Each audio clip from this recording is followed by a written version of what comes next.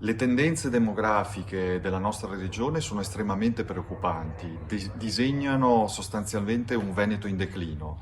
Nel 2030 noi avremo 1,5 milioni di over 65 in Veneto e soltanto 500.000 ragazze e ragazzi. La CGIL ha presentato gli ultimi dati sull'andamento demografico, sulla condizione degli anziani, sulle prospettive delle nuove generazioni.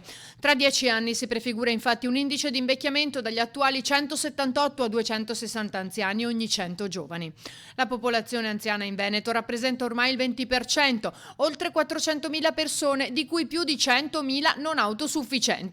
Uno su 4 sopra gli 80, la maggior parte donne. Da qui un messaggio alla politica. La domanda che la politica deve porsi, alzando lo sguardo rispetto alle polemiche quotidiane, è come reggere questo impatto. Riusciremo a reggere come sistema, come welfare, come mercato del lavoro? Alle condizioni date no. Servono quindi delle risposte e delle scelte politiche di fondo che affrontino l'invecchiamento, che in sé è un dato positivo, ma che esprime nuovi bisogni da affrontare innanzitutto con un rafforzamento dei servizi pubblici, da quelli sanitari a quelli sociali. Serve affrontare il tema della denatalità che è crollata negli ultimi 10 anni e da questo punto di vista non solo e non tanto i bonus, ma anche qui i servizi pubblici a partire dalle scuole per l'infanzia. Serve affrontare un altro fenomeno che è quello dell'emigrazione.